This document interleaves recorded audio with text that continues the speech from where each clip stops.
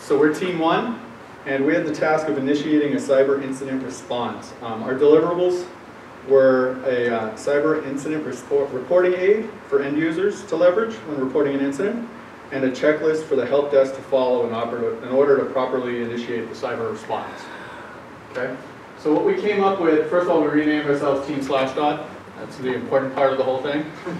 Following that, we came up with a reporting aid deliverable. It includes regular security training. So we figured more than anything, more than any little handout we can give them or anything else, if we just have regular security training where we make them aware of the fact that, hey, when in doubt, contact the support help desk, or security is your friend and you can reach out to security, we figured that's the #1 thing, because then it just becomes a cultural feel. Second is we have a 3-part handout. One part would be a 1-pager that we could hand out during security training that we do, whether it's quarterly, annually, however, and maybe have 2 sides to that. One side talks about what's unusual, including some screenshots with like an X through them of a malware sample or a phishing email. Another part would be a landing page on the organization's website that they could go to and they could learn more about that. And finally, on the back of their security badge, have those same steps. And the real key for this is we came up with our slogan, which is when in doubt, reach out.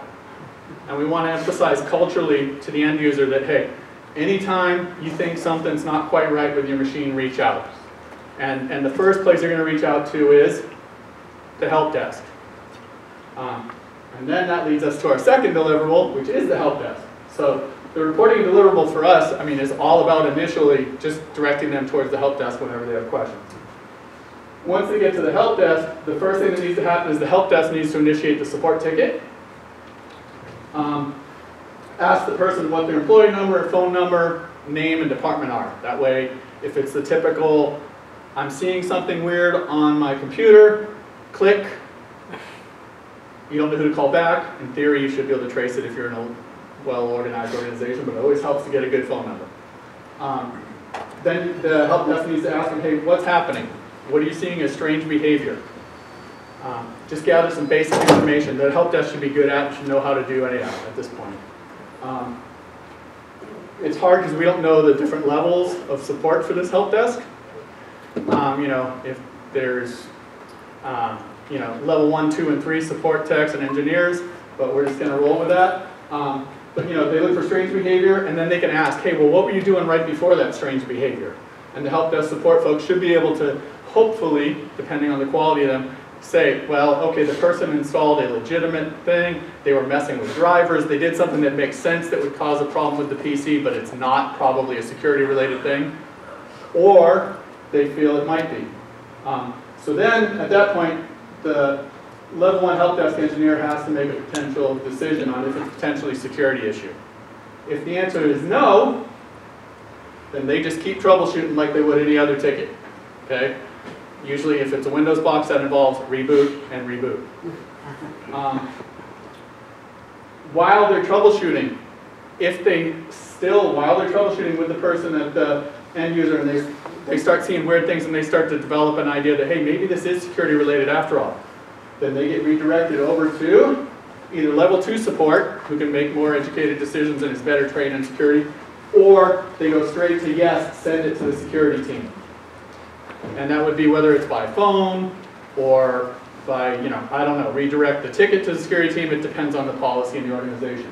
If it's a maybe, we put it, for simplicity here, redirect it to the security team. If the help desk isn't sure, we want to know about it. We can help them decide, and if we redirect it back to them, great. And of course, if yes, it could be security related, send it to the security team. Now, one thing for any of the ones when it gets to be potentially security relevant is we want to explain to the end user, we want the help desk to tell them, take your hands away from the keyboard. Do not touch. Do not try to fix it. Do not shut down your machine. Once the security team hits it, then that's when you start doing the normal triage. And I believe that's going to be in one of the next steps coming up. But that would be things like, what's the operating in the system of the machine? What's the nature of the incident? And further, do some forensics and timelining as far as what you were doing right beforehand. Get on the SIM, look and see what other activity occurred. So The key here is when in doubt, reach out. Is there just one page? Yep. So when I put this together, I'll try and reproduce that diagram. Feel free though, when I send it out, if I didn't catch nuances, to make sure you fix it, right? And then I'll update the diagram. Yeah. Cool. It's pretty self-explanatory. Any comments or other suggestions, you guys? I mean, there's a whole bunch of extra details that we could add, obviously. Thank you. I stand here. Team 2. Yeah, very pretty. You said it.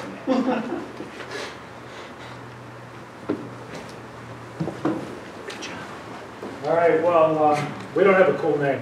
So I already feel like I've been defeated. But that being said, ours is actually highly subjective. So, well, all of them really are, but the reason why I say that is because you start talking about how I would deal with something like actions on contact, as we call that's what our section's called, at a county level, is way different than what a city department would handle. And, but, so, is that better? I think Ben will like this. Anyway, so when we looked at what are you going to do for actions on contact, as Darren was saying, it's absolutely right. As soon as the help desk calls, that's when you start initiating what that looks like. And so for us, there's a couple things that need to come in. Is you have to have a knowledge base article for the help desk. That's your initial triage. The help desk needs to kind of know like who you are, where you're calling from, what your computer's doing. Because there's a lot of times when you do that initial analysis, the system's just being patched. There's no virus, there's no evil attacker. Your system's just being patched because you had your laptop off the network for 3 weeks. And you came back from vacation, all those updates had to apply. And so now your system runs slow. But again, just to given how people are, that's what you have to rule it out. That's what initial analysis is for. Is the whole goal of that phase is to drop the false positives. Let's not get everybody spun up over nothing. So what does that look like and what are your reporting times? And our cyber incident response plan is, you have 1 hour to report once you see something, but once somebody knows, like our SOC, I'm not talking about an end user, our SOC, once they get something reported. But they have 24 hours to make a determination, and that seems like a long time, but if you have an ongoing cyber attack, it's been going on for a while, so 24 more hours probably isn't going to make a lot of difference. If you're talking about a DDoS or something that's pretty apparent at what it is, there doesn't need to be an analysis, and that's what we're going to get to. But when we talk about that initial analysis, if you don't know what it is and they need to look at it, we want to give them time to figure it out. And then once they figure that out, we can execute a cyber incident response based on what we know. So part of that is, on your initial analysis, is your playbook should have some predefined attacks. So one of the deliverables is coming up with those buckets that are predefined attacks, like DDoS.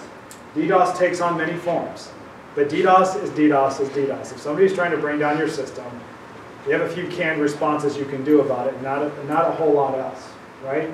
So you deal with DDoS for what DDoS is. If it's malware, you probably have a standard drill to deal with malicious code or malware on your network. Either you segment the system, you unplug the network cable, whatever that looks like for that basic drill. But it's a predefined thing. You know what it is. It's malware. My antivirus tripped, or something's acting crazy, or whatever the case may be. If it's ransomware, so on and so forth. So you get the idea. So one of the deliverables is we have to decide what that predefined bucket of cyber attacks looks like. And I would argue it's really not that many. And I think that if we got most of the CISOs in the room up here and we were talking about it, it'd probably be about 4 or 5 buckets. And no matter what attack you threw up there, we could probably put it in one of the buckets that we come up with. And there's always that bucket that I call this. Because you have no idea what it is, and somebody came up with something unique and original, and that's what's going to make your life hard. That's the 24 hours analysis. That's the one that looks, I don't know what that is. And you have to figure out what that is and what's happening and why data is leaving your network. And that's the tough one. Because the stuff that we have predefined drills for, we can usually deal with that. It's that 0-day one. That's the one that kind of gets us.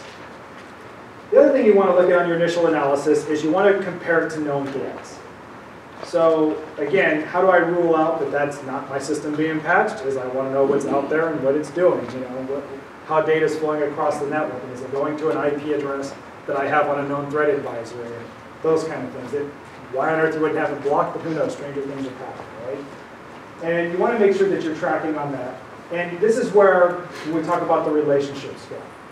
In this initial analysis, not every organization, local government, is going to have this robust security operations center with 9 threat intelligence analysts looking at screens and dissecting what they're seeing on SIM logs and all that other stuff. You're going to have maybe 2 guys, maybe 4, depending on the size of your city. If you're a big city, you may have a lot of people, but you're not going to have a lot of depth to figure these things out all the time.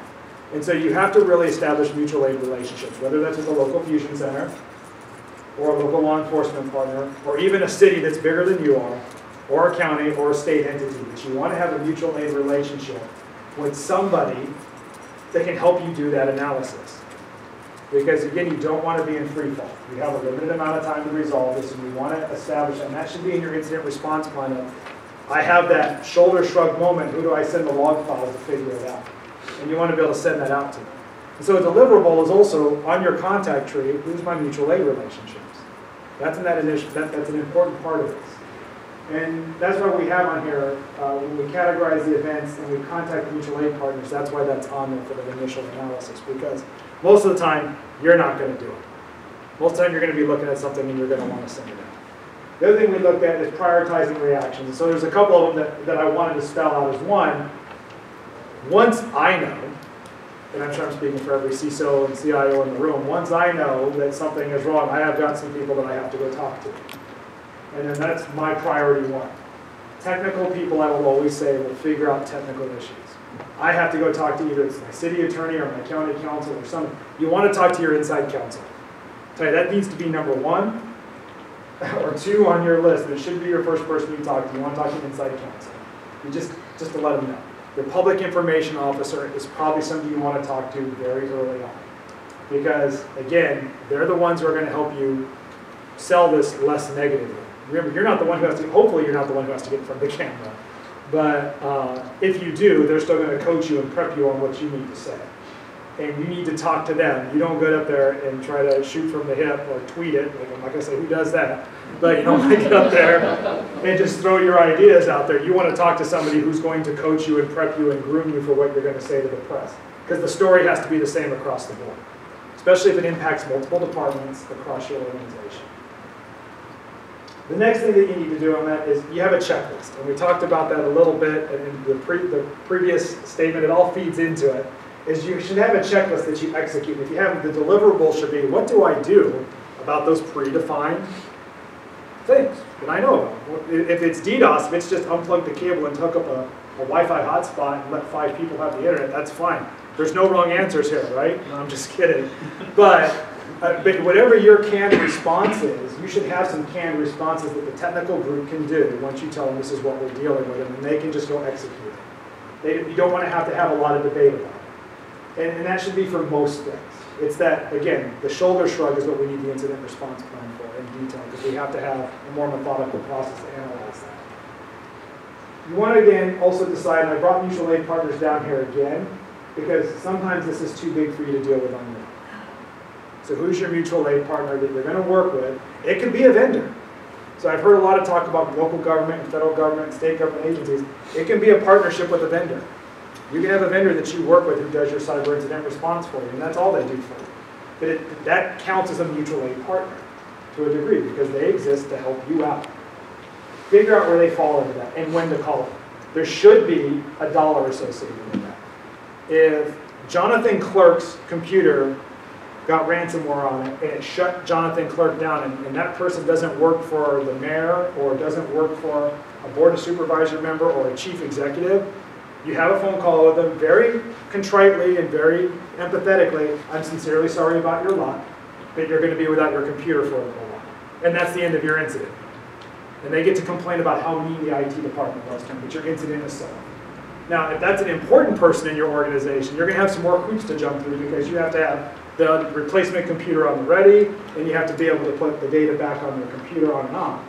But generally speaking, if it's small, you don't need a mutual aid partner to mediate.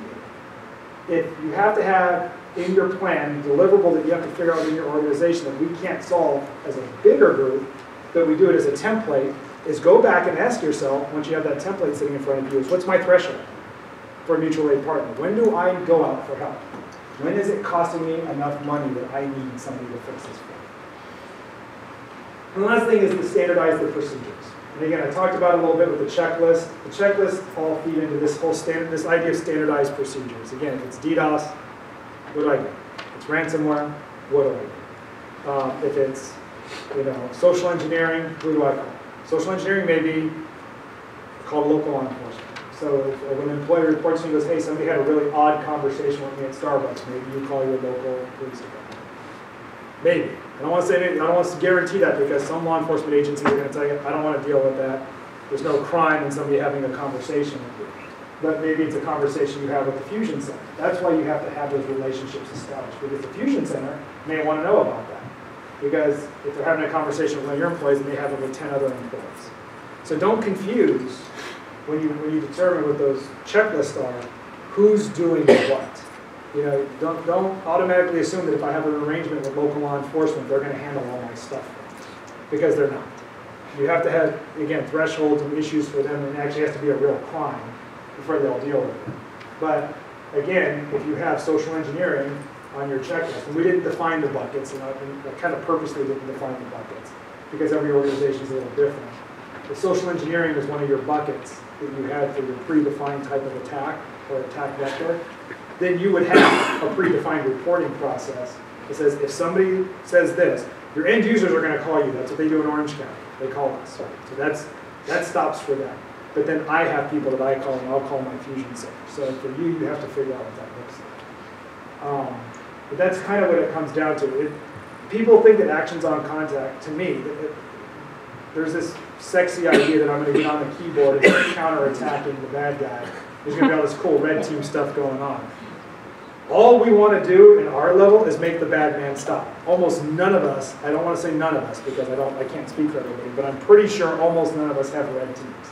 If you do, raise your hand, because I'd like to know if I can get help. I don't think any of us have red teams, and so the reality is, I just need to make the bleeding stop so I can go back to providing services to my constituents. That's what it comes down to. And so that's what we're looking at doing. Would I like to be able to have somebody hunt these guys? Sure, I'm sure everybody would.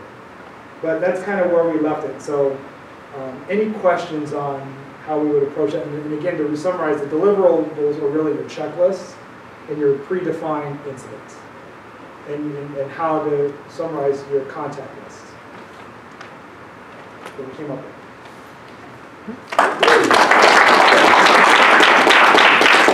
And now, a short. At a high-level cybersecurity, for all of you, if you use self-parking, that high-level cybersecurity, if you use self-parking, I brought the validation machine in here. Validation just means it discounts your ticket, doesn't actually pay for your ticket. But if you have your little white parking ticket with you, here's the training part, pay attention. Put it up, the code side up, or the bar is up, put it in, and then back up for a minute. It's going to put it in, take it out. It's going to wait a second, and it's going to go in and out 2 more times, and then take your ticket. That's the end of the training. So same thing for tomorrow, except that'll be up at the front desk if you come back again tomorrow. It discounts it to $18 for the day versus like $1 million or something. Orange County-ish. So for all those of you that can stop a DDoS attack, you should be able to. There's a proof to pay it. Yeah, so when you come out, you can pay it there, or you can pay it at the parking valet people before you go out. Also, right after this, the reception is at the pool deck. So if you saw Starbucks as you were walking in, or as you walk out, keep on going straight, Starbucks will be on your left. The door that is next to Starbucks that goes outside leads you right into the pool area. We'll start there at 5 till 8. And food and drinks and people and very little cybersecurity talk. What color ticket? For what, drinks? Yeah. Oh, on the back of your badge, there's a ticket. Doesn't matter what color it is. It's good for a drink. If you're going to be back tomorrow, just ask me for a ticket, and I'll give you another drink ticket. And then tomorrow, because you checked in today, tomorrow lunch is provided. But just find me in the morning, and I'll get you your lunch ticket for tomorrow. Questions? Not cyber related? Good? Yeah? Thank you. You're welcome. All right. Now, team 3. The man with the red shoes. So we'll change the name of the team to team /0x90. Figure that one out later. So we wanted to cover that we declared an incident, and now we're starting to communicate. There's going to be some internal communication requirements, some external communication requirements. We started with, we need to define the details of the incident, right? We need to, who do we communicate with? Starting with defining communication tree. Who's the internal stakeholders? Your CIO, your CISO, your legal counsel, your public information officer, your risk management team. If you're going to have cyber liability policy, you're going to need to have the holders that know and are familiar with what the requirements are within that policy. And we also listed in there that, what about your SaaS, outsourced vendors? If all your response is not going to be internal, you need to define who your vendors are, support contracts. Even if we need to predefine that we need to have an SLA defined in our outsourcing agreements for incident response or for cloud services, how fast will that vendor become available after we declare an incident and we need to have them on that call? And that's one of the items we had in defining who do we communicate with. Once you get past that, you also need to define who has the authority to make decisions. That's really important because if you're following through with the incident response protocol, you're going to have mitigation and containment, right? And if you need to isolate a system or take a system offline, who has the authority to make a call on taking a mission-critical business system, whether that's an enterprise application used by everyone or an application that runs the power grid? Who gets to make the call of taking a system offline, potentially disrupting your business operation? They also need to be in the communication tree to have them on that call to be able to make that decision. And then to have the logistics. So once you identify, create that document and identify your stakeholders, you need to have a way that's consistent to communicate with them. And we talked about establishing an incident bridge. The incident bridge would be, think of an emergency situation. It would be a single phone number that would be known by your help desk team or whoever was defined in the previous steps as your go-to department. And the incident bridge, once activated, stays on and is the single source of truth for status updates about your incident. You establish an incident commander that is responsible for collecting and distributing information, making decisions about the severity and if it needs to be escalated or de-escalated based on the business impact and based on the priorities that you're dealing with. And the incident bridge needs to be active for the duration of the incident. It can be whatever communication method that you have available within your organization. And when you're establishing the logistics of your incident bridge, you also need to take into account manning the incident bridge. So you don't know what the duration of the incident is going to be like. It may be a short incident, it may be a long incident. So upfront, establish what the shifts are going to be, how long the incident commander is responsible for taking ownership of this and who will take over the role. And in addition to that, if you're starting to assign work for other people to start performing tasks or going out there to perform containment or remediation efforts, what is their shift duration and who will replace them to make sure you're able to sustain operation over a long period of time when you're just starting your incidents. When you're also dealing with your third parties, do you need to have NDAs ahead of time because you will be communicating over some sensitive information about vulnerabilities, breaches, exposures, and potential legal issues. So if it's your own employees, are they signing potentially NDAs, or even for third parties or vendors? You need to have all that vetted out and planned ahead of time. That way you hit the road running, you hit the ground running when you establish your incident bridge and declare an incident. And then what do we communicate? We need to first establish some baseline. You're going to have a fresh batch of folks coming in, and maybe at different shifts you'll need to have that periodic update. So you're going to need to communicate the severity. The incident commander, based on the impact and the operation relevance, they'll determine what business impact, establish the severity of the incident, and potentially estimate time to resolution if it's available. And if it's not available, at least in the initial debriefing, it should be on the periodic updates. Establish event details that could be coming in from a help desk phone call, that someone called to report the issue, or it's based on your own internal finding from your security operations center, from a SIM, just establishing what triggered this event that got escalated to an incident. Once that happens and everybody's up to speed about impact and what the details are, you need to bring in your legal folks. You already have your legal counsel on board. You already have your subject matter experts. What legal requirements are applicable to this incident, depending on the type of data that was accessed or the system that was impacted. You may have regulatory requirements that says you need to notify within 15 minutes, hours, days, whatever it is. Or there may be a no-touch policy if there's some really bad stuff that you found.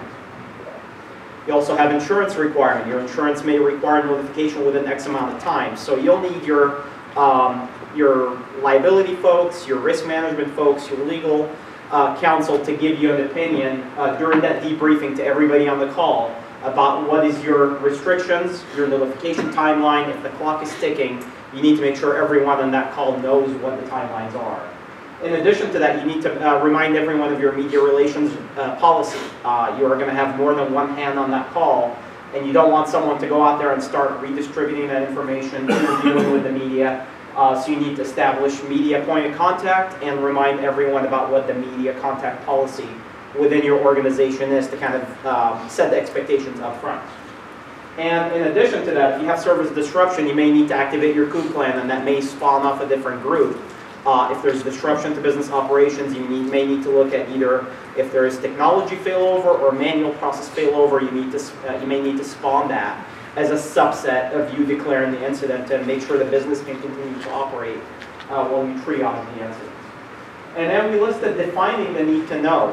When we talked about building that contact tree, that notification tree, we also need to know that based on the type of data, who's the right people on that call. You may have some regulated data or law enforcement data or certain data that's not privy to everyone, and you need to define who has the right to know to be on that response, to be on the incident response team. So we listed that as a separate item, and that would be unique to your organization based on the type of systems that you have. We also said, when do we need to communicate? So initially, when you establish the incident command bridge, that's your initial point of contact. And then based on your organization and the impact to your users, you may need to establish a periodic update frequency. And that could be every 15 minutes, it could be every hour, it could be once per day. It varies based on what system is impacted and what the impact to your organization may be. And then last but not least, how do you establish your external communication needs with law enforcement, with DHS, with fusion centers, with CISO. When you're, obviously it's an easy answer. You want to build that bridge ahead of time. It's not just a human bridge. You also may need, if you need to sign any NDAs, if you need to get any MOUs in place for how the expectations of data exchanges, data protection, to make sure it doesn't end up as a potential public record. You need to get all these things ironed out ahead of time. And you need to make sure that the process and contacts are valid, so performing regular tabletop exercises to validate your protocol and your incident response plan in general, as well as defining thresholds. So different agencies may have different thresholds about what cases they may accept. So if there is loss associated with the incident, you may need to determine, from the incident commander about what the severity is, what the amount of loss, and who's the appropriate agency to engage that will most likely be able to take on the case. That's it for Great you. job.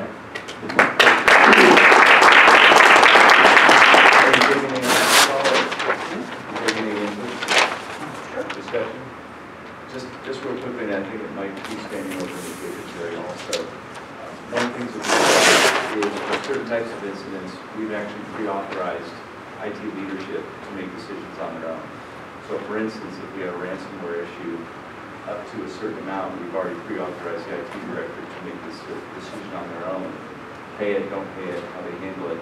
And that decision not only is pre-authorized by the council, but there is no incorrect answer. If they decide to pay it, we've already got the council support. If they decide not to pay it, there's already council support. If it goes between that and another threshold, we pull in the city manager. Above that, we pull in the mayor. So for several, and I think Jake kind of mentioned it, we know what types of DDoS hits we're going to get. We know what type of ransomware we're going to get hit. It makes it easy to pre-authorize the responses to protect staff. Because I know that's always one of the big things that people worry about is how staff is impacted. The second one is, and the only reason I pointed out is just from the elected official standpoint, you may just want to put a specific line item there to say inform the council, inform the board directly. You went through a lot of steps there. The last thing you're going to want to do is see it within in the meeting and stuff like that. And I know that'll be in there, but throw that in there as part of one of the discrete steps. And when you get this all approved by the board or the council, they'll realize that the council has to do this too. We listed elected officials actually, so I apologize. Oh, yeah, I got a great angle here. So We have elected officials. Commissioner, I'm curious, was that driven by the city council or by staff? in all honesty, it was driven by me. Yeah, it does. And when I talk to elected officials, when I talk to elected officials, also when I talk to the legal teams that are representing them, I let them know that they need to pre-authorize some of these things because there's a lot of reticence in having the support of the local elected officials and some of the responses that staff takes. If everybody's in the same room and they pre-decide that this will be how the responses are going to go, it lets people know that they got your back. To say, and in all candor, what prompted this was the Orange County Transportation Authorities, what their response was when they got hit. Because we got hit, I think it was on a Thursday. Sunday night I get an email, and the email was essentially board of directors octa@gmail.com, because everything you put in there in terms of communication plan, they didn't even have in place. So by redoing all this work, it's not a lot of times in closed session with the legal team to get the attorney-client privilege in place. By pre-authorizing it, it gives everybody a real good sense of calm. They're doing everything ahead of time, and then the board has the backs of all the IT professionals. The last thing you probably want to do to one of your elected officials, your senior leaders, is spring something on them and say, by the way, you're the one that has to make the decision, right? You want to have that all kind of ironed out to say, this is your call, boss, versus I'll take care of it for them. If they're not prepared to make that decision, you're going to be hearing from them after. Yeah, they think DDoS is what the operating system was in 1987. So, didn't go very far. All right, and once again, don't forget, we as soon as I get a rough draft of this typed up, we'll send it out to you guys to begin to hammer away on. No comments, a bad comment, and we'll cycle it until everybody goes, okay, well, right? And then we'll distribute it out to the CISO local government level. Last but not least, Team 4, and don't let the fact that you're in between. Oh no, these people I'm used to this now. I'll murder this as quickly as possible. So they picked a vendor to do the presentation. And so we product one, marketing. We actually have a new name as well. We adopted the name Orphans because we have no idea where our facilitator went. He grabbed his stuff, bolted out of the room, and we sort of went, all right, we'll figure this out. when the governor's office calls, You bolt out of the room. yeah. All right. So what we did was this was really interesting because when we started it off, we went down every rabbit hole we could find, and then we made a couple of our own, which was really interesting, which is why when you said 15 minutes, we hadn't written anything down. It provides really good discussion. So what we decided was we're going to come up with a dozen roles and trying to find the responsibilities within those. Now, every situation is going to require different. These are going to expand, and this will become bigger and bigger. But first and foremost, we started off with the incident manager. So that is the alert and escalate. That is the person that figures out what has happened, hits the big red button, and then starts phoning the names and contacting the people that are on the list that you have built. And that list is going to be different for every organization, how you build it. Definitely in there will be a CISO or head of security. We call it the CISO because that's the title we like. They take incident command, right? So they are the ones that walk in and say, we have an incident, I'm taking command, I am now running the show, and here's what I have to do, and they establish protocol, whatever those protocols are, depending on the situation, depending on the environment that it's being done in. You're going to bring in legal advisory as well. Now we're under legal counsel, and we can control our narrative, we can control the information that's being dealt with, but they're also going to be advising us based on the law and based on the contracts that may be established, whether it's contractual obligations or legal requirements. Legal comes into that one. A CFO, we said CFO, but this is a financial person who has authorization to provide emergency funds. I very much like the idea that pre-authorizing makes this a lot smoother. I don't have to call, gives me some scope to operate within. But when we do have to go in there, 16,000 machines all hit with ransomware, and we're looking at hundreds of thousands, if not millions of dollars, we've got somebody that can come in and talk about the money. Plus, we also want to make sure that they're informed, because any incident is going to have ripple effects. It's going to affect budgets. They're going to have to understand what is going to happen from a cost perspective. I was educated on this one, a PIO. What's the PIO again? Public Information Officer. Public Information Officer, right. So where I would talk to my media relations, this Public Information Officer, they are going to be responsible for internal, external communication. So what are we going to talk about internally? What words are we going to use? How are we going to describe this? And then also with the media, because we need to create a narrative and make sure that we control the narrative and what is being said about the incident. Because the last thing you want is something that is small and contained to end up in the news, retweeted 1,600,000 times and end up as a big story when it wasn't. A risk manager. So this is somebody who's going to be coming in to assess risk and possibly and potentially engage cybersecurity insurance. Right? So they are the ones that are going to understand. We see what is happening. How does that affect us? How does that affect our business, our city, our state, whatever area we're in? And then what is the process for engaging that insurance so that we hit the requirements within the cybersecurity insurance and don't make our insurance null and void for any silly reason. PD or DA. So we sort of threw this one up in the air. This could even extend out to other things, but we said police department or DA to assess criminal investigation and evidence preservation. This could be also a third party if you have some sort of external one, maybe the Fusion Center or something like that, where you can go and get that type of information. Admin services / city manager. These are decisions on city services. So depending again on what, and these are some of the rabbit holes we ended up down, what services have been affected, how they've been affected. Are we going to shut off water? Will we turn on electricity? How many hours of backup do we have at said place? Those are the types of expertise that we're going to be expecting from the services, admin services or city manager. They're also going to be communicating with elected officials, because I'm told this is extremely important. And they're going to be interdepartmental communications. Both of those are going to be handled also in association with PIO. So they'll work together. PIO will set the narrative, and then the city manager can help distribute it internally. Number 9, impacted business. So interestingly enough, the first word that we used with these people was victim. This is the group that's been hacked, been hit. So either they've come and told us, or it has happened, and we are going to go tell them. They're going to have their own process internally, which is why one of the things you won't see on here is privacy officer. We talked about that a little bit. We realized that it's actually going to be the impacted business, that they know how to assess the impact on the users. They're going to be the subject matter experts on the systems that have been affected. They are going to know that within their procedures as a subset, that's when a privacy officer comes in if we're in the health information industry, or some other specialty that they need to deal with. But from an overarching perspective, we didn't want to sort of go around them. They're also going to aid us in understanding the scope. So they're going to know the system that has been attacked, been hit, been affected, and they're going to help us understand here's what's going to happen or what could potentially happen because it touches this type of data, reaches into these segments, or it has this kind of availability requirements. On to the second page. It's like magic, isn't it? CIO.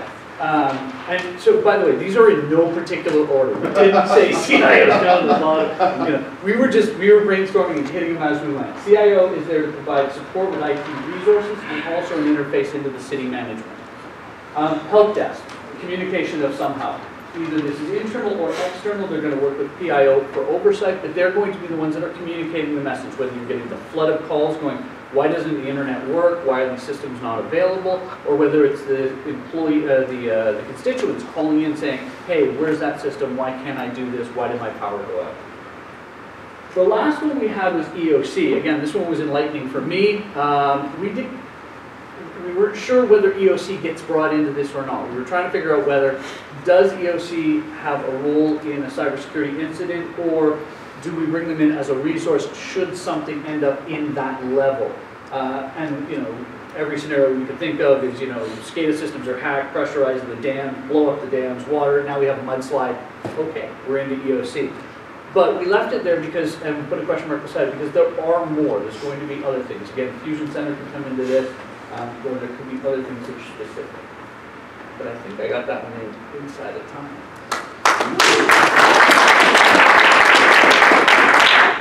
Great job. Real quick, Russ, the IOC thing, when you talk about like a higher level resource, I would say it would fall in the realm of impacted stakeholders. Like, so when we start looking at people that you deal with, industrial control systems has definitely been identified as something that's the target of an attack. You'd want to let the EOC know early on, even if there isn't the dams breaking, because they have all the points of contact to work with those people. Right. And so, I mean, there really is, it could go on, right? That list could go on and on and on. That's why we use the subject matter expert on the attacked system, the victim, if you will, that says, hey, I know these systems all control the dams for all these areas, and we're going to call EOC. Sure. Well, yeah, and there's other resources outside of it. And then the EOC has to be notified before you get to that threshold where it becomes a FEMA issue. Right. And so that's I would say the EOC is definitely appropriate to have on there. You know, absolutely. It's just something you want to keep in mind is that sometimes it's just like an info column. Hey, just so you know, this is going on. Yeah. And it may not impact them at all. You should just let them know. So if any of you know somebody at the EOC, when we send this out, it might be good to get their input. Well, that's a mutual aid relationship kind of thing, discussion, because every county is going to do it. So I don't want to talk up San Diego County for that, but I worked with their EOC when I was with the National Guard. They're on the ball. So you start talking about disasters and things like that, they're on it. They'll work with you. You know, I can't speak for LA County. I don't know what Riverside County works like. I know Orange County, we have a pretty good relationship with our sheriff's department. So it becomes one of those mutual aid discussions. You start talking about who do you talk to and how do you have that relationship. I said it's important to befriend the FBI agent. I'd say it's equally important to befriend your EOC. Mine, I'm presenting to council the week after next, and they're actually shoulder to shoulder with me during that, and we talk about exactly the last part of that slide, which is, hey, you know, here's how our response process works, and if it reaches a certain state, these guys are in partnership. So I'm actually moving to a new building, and my SOC is going to be in the EOC. Key piece is to plan it and exercise it. One of the things with the EOC and oftentimes incident command systems in general is that they have folks that are used to working in that environment, but they don't necessarily do cyber. So you may be using the same structure as the EOC for the incident command, but you may need different people to fill different roles. You want to know that ahead of time, and you know, when the logistics person shows up and wants to order sandbags and whatnot, but doesn't necessarily know what you need. Well, I think one thing that's important is if we have a cyber desk in ours, and I don't know how mature it is, because we haven't exercised it with them. I'm just being frank, but I think that's something that we, as community leaders, when we engage the EOC, we really need to expand. Like, what does that cyber desk actually do for you? You know? Because the sheriff's department looks at cyber from a criminal perspective, generally speaking. You know, and it could change, but there's a whole other element to it when we start talking about public safety. And I think that's why it has to be exercised. And do we define that, and do they monitor it? I think moving the SOC in there is awesome. I think that's a great idea to move the SOC in there if we can look at that. Again, it's one of those agreements that you have to reach with your mutual aid partners. You never know. So if you go to them, they may say, George, I don't want Riverside City stuff in Riverside County. Who knows? You never know what they're going to say. And I don't know what mine would tell me if I walked in and said I wanted to play with it myself. That's just an important relationship. I really think. Yeah, I mean, one of the things that we've sort of thought through is that we are expecting that malefactors will be trying to do coordinated physical and cyber damage. And so that's kind of where we're driving to, where we're involved in EOC, where something might show up as a typically EOC managed problem, and then it'll quickly transition to cyber or vice versa. And that's kind of what we're sort of thinking through as we plan for the Olympics and all these sort of things. It's stuff like that you gotta sort of think through, like what are you gonna do at that point? And the EOC's gotta be part of it. So they will talk with us during our cyber exercises. It's big on, I mean, collectively this group really has the power to change the conversation and make cyber a public safety issue. That's what it really comes down to. I mean, most of us fight the fight that it's in IT. It's an IT problem. Go patch your stuff. Go put antivirus on it. That it really is a public safety issue. Having those conversations, what are we going to do? We're going to mean that's the important question. We should stop being an IT issue. We should just exercise IT to support cyber operations, but it really needs to be a public safety issue.